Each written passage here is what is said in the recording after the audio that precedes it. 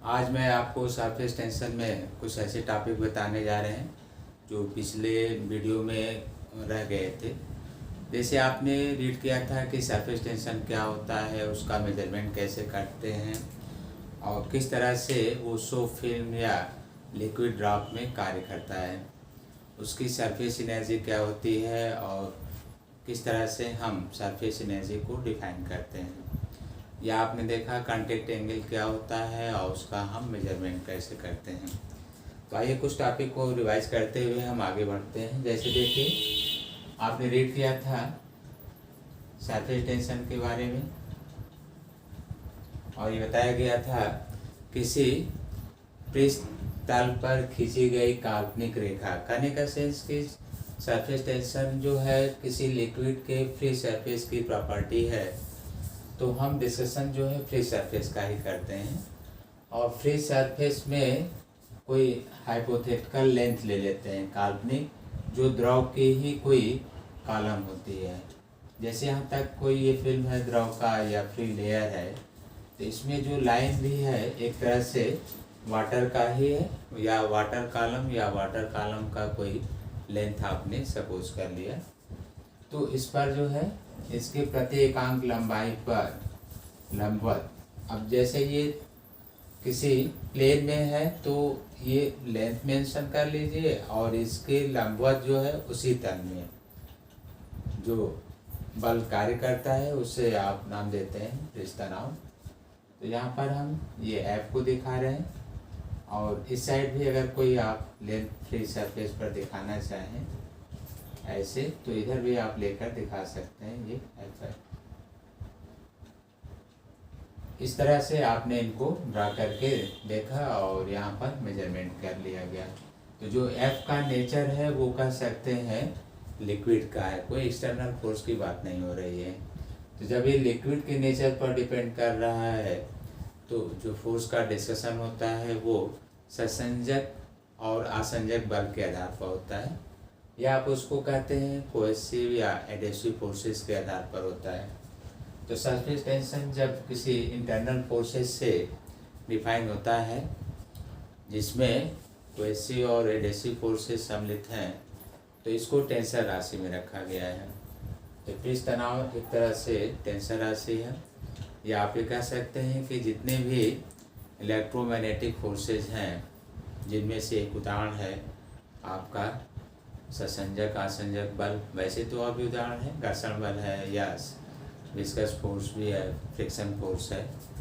तो उनमें से हम जब इंटरनल फोर्स का अध्ययन लेकर करते हैं तो वो टेंसर राशि से जुड़ा है।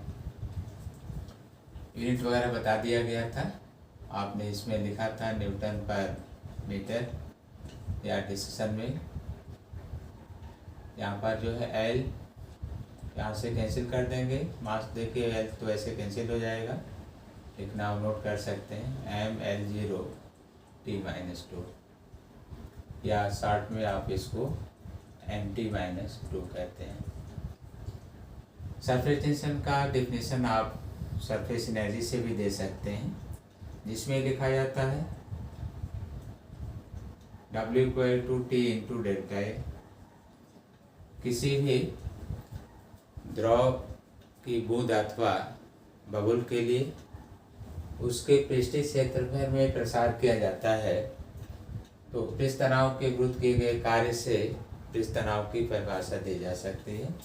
तो सरफेस टेंशन को यहाँ से डिफाइन करेंगे तो वर्क और एरिया देखिए इसके रेशो को लेकर चलता है। तो क्या शो कर रहा है, surface tension defined as work done against cohesive और adhesive forces during surface increases per unit area. तो किसी भी द्रव के स्वतंत्र पृष्ठ के क्षेत्रफल में अगर आप प्रसार करते हैं तो पृष्ठ तनाव के विरुद्ध कार्य करना पड़ता है। तो किसी द्रव की बूंद अथवा बुलबुले के पृष्ठीय क्षेत्रफल के प्रसार में उसके प्रति एकांक क्षेत्रफल को प्रसारित करने में किए गए कार्य का परिमाण पृष्ठ तनाव कहलाता है, या मैथमेटिकली पृष्ठ तनाव के बराबर होता है। इसको आप मैथमेटिकल डेफिनेशन के रूप में भी लेते हैं। यहाँ से भी आप डिफिनेशन दे सकते हैं, इसको आप जूल में और यहाँ ये मीटर इसको है। तो सरफेस टेंशन को ये डिफाइन किया गया। वैसे हम वर्क को सरफेस एनर्जी में work equal to change in surface energy भी कहते हैं, जिसको पृष्ठीय ऊर्जा में परिवर्तन का आप अध्ययन करते हैं। तो हम यहाँ पर पृष्ठीय ऊर्जा में परिवर्तन का अध्ययन भी कार्य से ज्ञात कर लेते हैं। और इसको जब लिक्विड ड्रॉप और शो फिल्म से तुलना किया जाता है तो हम 2 डेल्टा ए और डेल्टा ए को डिफरेंट वैल्यू लेकर सॉल्व करते हैं। ये कहा जाता है कि किसी शो फिल्म के लिए जब आप अध्ययन करते हैं तो उसके 2 स्वतंत्र पृष्ठ होते हैं, और इस तरह से जब 2 स्वतंत्र पृष्ठ आप लेते हैं उनकी कर्वेचर के लिए, तो वहाँ पर जो डिस्कशन है 2 के लिए लिया जाता है। लेकिन जब आप एक फ्री सरफेस लेते हैं जैसे लिक्विड ड्रॉप, तो वहाँ पर डेल्टा ए लिया जाता है। हम यहाँ पर कोई सरफेस लेकर दिखा रहे हैं। मान लीजिए कि इधर का कोई कनकेव सरफेस है और उसके लिए हम ये रेडियस शो कर रहे हैं यहाँ से कर्वेचर लेकर। इधर भी कोई कनकेव सरफेस है, ऐसे कोई ड्रा कर रहे हैं, ये देखिए इसके लिए, और ये कनकेव सरफेस इधर लिया जा रहा है। इसका कोई रेडियस हम शो कर दे रहे हैं, जैसे इसका रेडियस यहाँ मान लीजिए इसका रेडियस ये दिखाया जा रहा है R1 और R2 ये। तो हम इसमें से ये देखते हैं कि प्रेशर डिफरेंस किस तरह से किसी शो फिल्म या लिक्विड के अंतर्गत ज्ञात कर लिया जाता है। तो हम मान लेते हैं कि यहाँ पर आपने कोई लिक्विड ड्रॉप लिया है और पृष्ठ तनाव के कारण ये स्पेरिकल बॉडी के रूप में दिखाई गई है।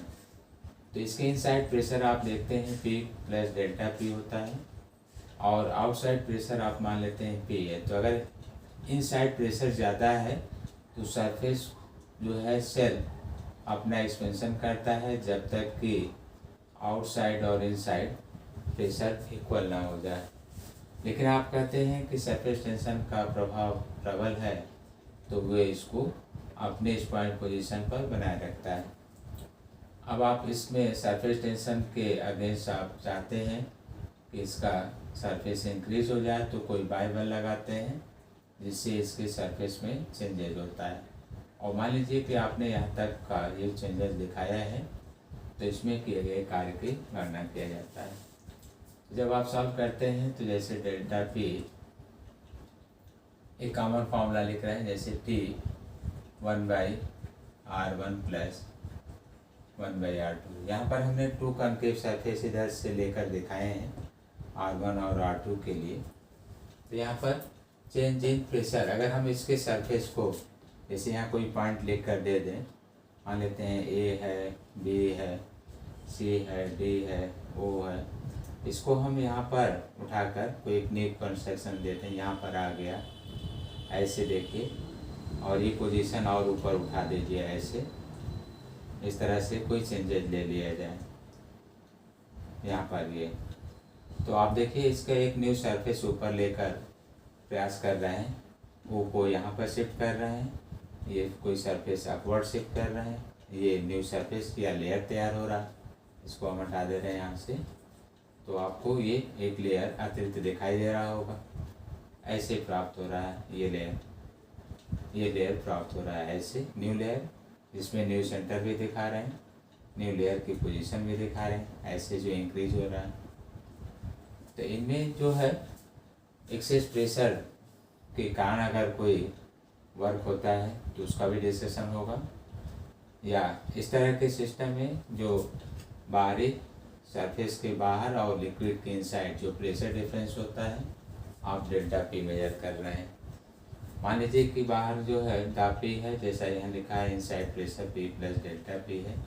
तो डेल्टा P का मेजरमेंट किस तरह से दिखाया गया है, तो देख सकते हैं T इन ब्रैकेट में 1/R1 प्लस 1/R2 ये शो किया गया है।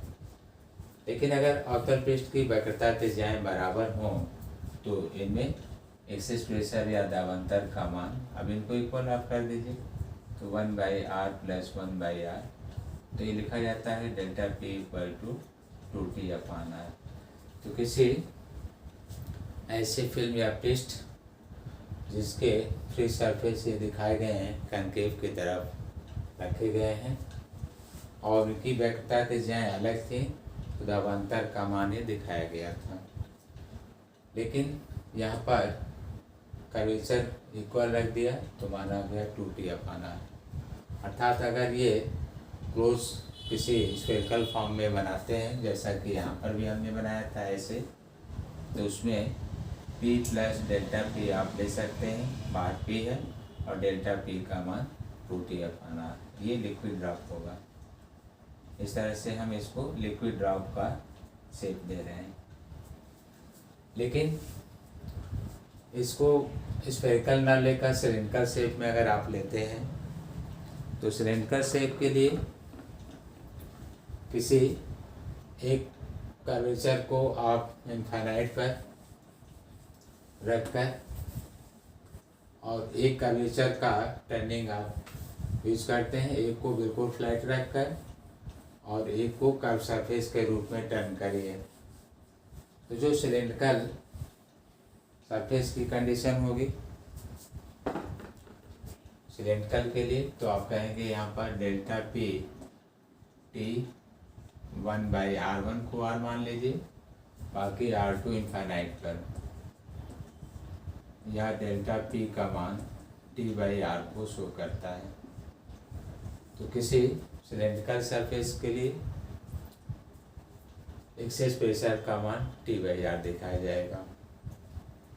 अब शो फिल्म के लिए यह भी हमने बताया, सिलिंड्रिकल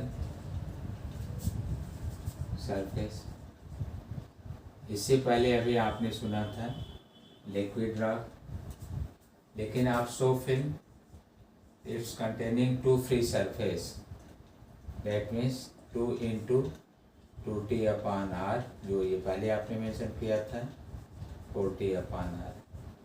तो 3 अलग अलग आपको मान दिए जा रहे हैं।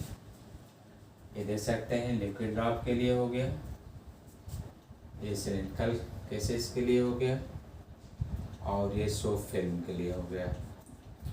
तो किसी द्रव के अंतर्गत एक्सेस प्रेशर का ये डायरेक्ट मान लिखे गए हैं। हम यहाँ पर कोई एक्सप्लेनेशन अभी आपको नहीं दे रहे हैं, कुछ कॉमन फॉर्मूले को समझा रहे हैं कि कैसे आप इनको याद रखेंगे। एक्सप्लेनेशन के लिए टॉपिक जो है रीड करना होता है कि हम कैसे इसको मेजर कर रहे हैं, क्या फंक्शन है, कहाँ से आया है।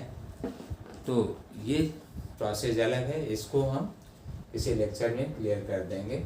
अभी ये है कि कोई टॉपिक में कोई फार्मूला है तो उसको आप कैसे लर्न करेंगे और क्या रिप्रेजेंट किया जाता है, क्योंकि मेजरमेंट प्रोसेस तो अलग होते हैं जहाँ से हम इनको डिराइव कर लेते हैं, उनका हम यहाँ डिस्कशन नहीं किया है। जैसे W = T × डेल्टा A, तो हम लोग सरफेस एरिया में जो चेंजेस होता है उसको ज्ञात करते हैं, और W = फोर्स × डिस्प्लेसमेंट, जो चेंजेस करते हैं। जैसे मान लीजिए कि रेडियस r है और आपने इंक्रीज करके इसको r + डेल्टा r बना लिया, टोटल r + डेल्टा r। तो इस तरह से सरफेस एरिया को इंक्रीज करने में जो वर्क हुआ है उस पर ये फोर्स और डिस्प्लेसमेंट को, सरफेस टेंशन को लेते हुए ये दिखाया जा रहा है। डेल्टा लिए लिक्विड ड्रॉप के लिए होगा, फोर्स को हम लोग प्रेशर जैसे कि P और A, तो जो चेंज इन प्रेशर और यहाँ पर कोई क्रॉस सेक्शन एरिया जो न्यू फॉर्म में आपने बनाया है उसके लिए यूज़ कर लिया जाता है रेडियस, और यहाँ पर डेल्टा ये यूज़ किया गया है। इन दोनों वर्ग को लेकर एक पर सॉल्व किया जाता है। लास्ट में आपको डेल्टा P 2T/r, या सो फिल्म है तो यहाँ से डबल लेके चलते हैं तो यहाँ पर 4T/r आ जाता है। तो ये सब प्रूफ आपको आवश्यक नहीं है। हाँ, कंसेप्ट के लिए प्रूफ ज़रूरी होता है, लेकिन किसी कंसेप्ट से हम बेसिक नॉलेज भी प्राप्त कर लेते हैं कि क्या होना चाहिए, फिर भी फॉर्मूले तैयार करने होते हैं या याद करने पड़ जाते हैं, और उनके पर्टिकुलर कंडीशन के अनुसार क्या वैल्यू आती है, ये ऑब्जेक्टिव के लिए तैयार रहना भी चाहिए। तो आपने सारे फॉर्मूले देखा जिसमें सरफेस टेंशन को लिखा गया, वर्क को दिया गया, एनर्जी को दिया गया, प्रेशर डिफरेंस को बताया गया। अब यहाँ पर डिस्कशन होता है जैसे कॉन्टेक्ट एंगल की हम बात कर लें, कॉन्टेक्ट एंगल का डिस्कशन, तो आप इस तरह का सरफेस लेकर समझ सकते हैं कहीं पर भी। जैसे हमने ये कोई सरफेस ड्रा कर दिया किसी शेप में, यहाँ पर कोई सॉलिड है जिसके ये पार्ट वेट करते हुए या इसको भी होते हुए किसी सरफेस को दिखाया है लिक्विड का, ये पूरा लिक्विड कॉलम ले सकते हैं। और ये जो कांटेक्ट है स्ट्रेट लाइन वो सॉलिड का ले सकते हैं। ये कोई सॉलिड है, ये लिक्विड है, और इधर आप कोई एयर फिल्म या एयर स्पेस ले सकते हैं। तो हम यहाँ पर कांटेक्ट पॉइंट लेकर कोई ऑब्जर्व पॉइंट, इस पर एक टेंजेंट दिखा रहे हैं, एक इस साइड ले लीजिए, इन साइड इधर, और एक आप इस साइड शो कर लें। जैसे मान लीजिए ये T1 है, T2 है, इसको आपने T3 मान लिया, कोई ऑब्जर्व पॉइंट P है। यहाँ पर एलिवेशन आप थीटा मान लीजिए, ऐसे ले सकते हैं। ये देखिए आप जो नाम दिया गया है ध्यान दीजिएगा। जैसे T1 हमने ड्रा किया है, तो ये सरफेस टेंशन का प्रभाव दिखाया जा रहा है, और लिक्विड और एयर के कांटेक्ट में है, यहाँ एयर है और ये लिक्विड है। T3 जो दिखाया जा रहा है वो लिक्विड और सॉलिड के लिए है। T2 जो दिखाया जा रहा है सॉलिड और एयर के लिए है। यहाँ पर जो भी है सॉलिड का ये कंस्ट्रक्शन है यहाँ, और इधर एयर का है। तो इनको अगर हम रिजॉल्व करते हैं, जैसे T का कोई कंपोनेंट लेकर रिजॉल्व कर लीजिए हॉरिजॉन्टल में, तो आप कह सकते हैं कि T2 इक्वल टू इसका कोई कंपोनेंट ले लीजिए, तो T1 cos theta plus T3। ये पॉइंट अगर रेस्ट में है, इक्विलिब्रियम में है, ना तो अप दिखाया गया है ना ही डाउन लिया गया है, फ्री सरफेस पर शो किया गया है।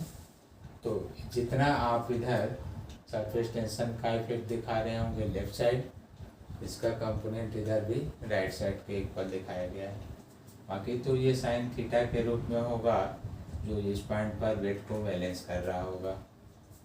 तो ये नोट करने के बाद आप इसको cos थीटा का मान कॉन्टेक्ट एंगल के लिए रिटर्न कर सकते हैं, T2 minus T3 upon T1। ये डिस्कशन होता है। हमने क्या किया, कोई एक सरफेस ड्रा कर दिया, वो कनकेव या कन्वेक्स पर भी आप समझ सकते हैं। जैसे हमने कन्वेक्स लिया तो इस पर एक टेंजेंशियल टेंशन फोर्स का इफेक्ट दिखाया, जो सॉलिड लिक्विड के लिए T3 नाम दे दिया, और फिर आपको लिक्विड एयर के लिए T1 नाम दिया गया, और यहाँ पर देखिए एयर और सॉलिड के लिए T2। इसके कंपोनेंट लेकर रिजॉल्व कर लिया। इधर का ये कंपोनेंट इसको बैलेंस कर रहा है, ये इसको वेट को बैलेंस करता है। वर्टिकल जो है वेट को बैलेंस कर रहा है, हॉरिजॉन्टल इसका कंपोनेंट प्लस T3 T2 को बैलेंस कर रहा है। यहाँ से cos थीटा का मान आप ज्ञात कर लेते हैं। अब जो अलग अलग कंडीशन है वो देख सकते हैं। जैसे cos थीटा की मैक्सिमम वैल्यू 1, तो 1 का मतलब इन दोनों का डिफरेंस T1 के इक्वल आ जाए तो ये मैक्सिमम हो जाएगा। cos थीटा मैक्सिमम वैल्यू 1 होगी, और उस समय थीटा का मान जो है 0 होगा। जैसे आपने सुना अभी कि T1 T2 और T3 का डिफरेंस T1, तो ये कैंसिल होकर 1 आ गया, या आप कह सकते हैं ये cos 0 की वैल्यू है, तो थीटा इक्वल टू 0 ऐसे। तो इस तरह की कंडीशन आपको जो मिलता है, वह द्रव जो है उसके पृष्ठ को जो भी होता है, इसमें प्योर वाटर की चर्चा होती है। प्योर वाटर और ग्लास के लिए तो शुद्ध जल और कांच के संपर्क तल में उपस्थित अणुओं के लिए थीटा 0 होता है, अर्थात ऐसा द्रव जो है कांच की सतह को पूरा भी होता है, तो वेट पोजीशन में होगा, तो liquid wet the glass surface at the condition. तो आपने ये कंडीशन देखा, लेकिन ये कह सकते हैं कि T1 अगर लार्जर हो गया T1 जैसे larger than by T2 minus T3 ऐसे देखिए। तो ये रेशियो 1 से कम होगा। अब 1 से कम में कोई वैल्यू लेंगे, जैसे कि कास का आपने 1/2 यूज़ कर लिया, तो इसे आप कह सकते हैं cos 60 1/2। थीटा को आप ले सकते हैं 60। तो इस तरह से कोई मेजरमेंट आ सकता है। लेकिन ये आपने रीड किया होगा एक्यूट ऑब्ट्यूस एंगल के लिए, जिसमें थीटा लेस देन 90 शो किया गया हो और वहाँ पर जो है adhesive force larger than by cohesive force. तो ऐसे में जो सरफेस का डेसेशन होता है वो कहा जाता है कनकेव सरफेस होगा और ये पोजीशन दिखाई जाती है। वैसे नॉर्मल वाटर और ग्लास के लिए जब एंगल का डेसेशन होता है तो नियरली 8 डिग्री रखा जाता है। ये कंडीशन हमने अभी इस तरह से एडहेसिव और कोहेसिव फोर्सेस बेसिस में बताया। और यहाँ पर भी देख सकते हैं कि थीटा जो है 90 से कम हो, जैसा कि अभी हमने मान दिखाया यहाँ पर। तो उसमें ये नेचर बताया जा रहा है इसका कनकेव। लेकिन ऐसा हो सकता है F A less than by F C, आसंजक बल ससंजक बल से कम हो और थीटा 90 से अधिक हो, तो वहाँ पर जो फ्री सरफेस की चर्चा होगी तो आप कह सकते हैं कन्वेक्स सरफेस की तरह होगा। ये भी डिस्कशन आप देख सकते हैं। इस तरह की चर्चाएं एंगल से भी आप ले सकते हैं, जैसा कि हमने यहाँ पर समझाया। यहाँ से भी आप मेंशन देख सकते हैं ग्रेटर और लेस देन लेकर, और उनको डिफाइन किया जा सकता है। तो यहाँ पर बहुत सारे टॉपिक हैं, उनको आप ध्यान दीजिए। जैसे हम कनकेव पर लेकर कॉन्टैक्ट एंगल का डिस्कशन कर सकते हैं, तो उसको भी आप देख सकते हैं। जैसे मान लीजिए कि ये कोई सॉलिड का सरफेस है और यहाँ से आपने डिवाइड कर लिया इस तरह का कोई लिक्विड सरफेस आप यूज़ कर लें ऐसे। इधर मान लीजिए वेपर है, वेपर स्टेट, इधर आप लिक्विड ले लीजिए, इधर ये सॉलिड हो गया।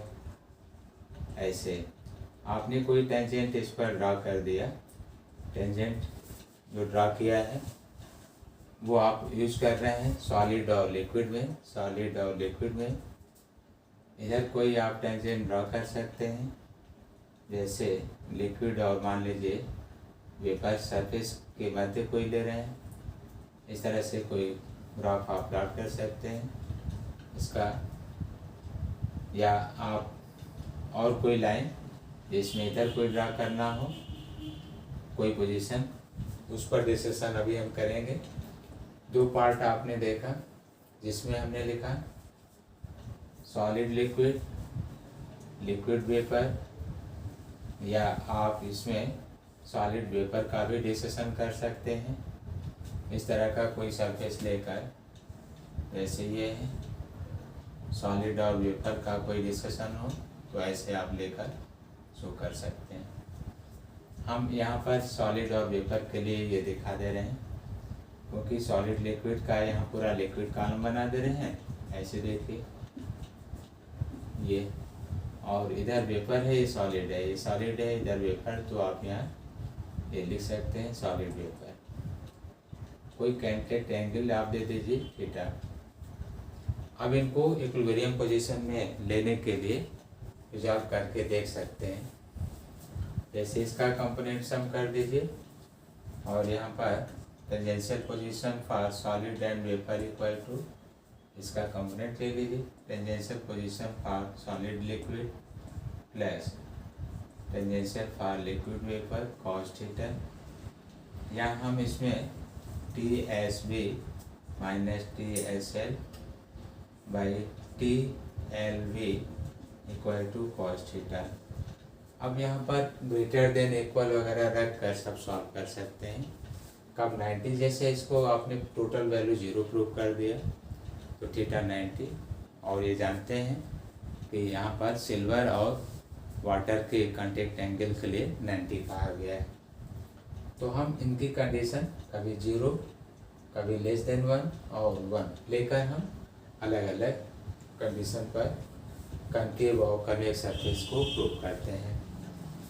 वैसे यहाँ एंगल आप देख भी रहे हैं लेस देन बाई 90 है, और सरफेस भी आप देख रहे हैं कॉनकेव सरफेस है, और डिस्कशन में आप इसको वाटर भी ले कर सकते हैं, वाटर, और वाटर के लिए नियरली 8 डिग्री आप ले भी सकते हैं। यहाँ पर सॉलिड में ग्लास यूज किया गया है। कुछ ऐसे कंडीशन आपको हमने थ्योरेटिकल भी बताए थे, जिसमें कहा गया था कि जल ऊपर चढ़ने के बजाय किसी कैपिलरी में नीचे उतरता है, और पैराफिन मोम पर डिस्कशन किया गया था, जबकि ग्लास और वाटर के लिए अब बताया गया था, पैराफिन मोम के लिए डाउनवर्ड बताया गया था। कुछ ग्राफ इस तरह से भी हम प्लाट कर रहे हैं, आप इसको देख सकते हैं। इफेक्ट ऑफ टेम्परेचर में समझाया गया होगा आपको। यहाँ पर सरफेस टेंशन लिखा जा रहा है न्यूटन पर मीटर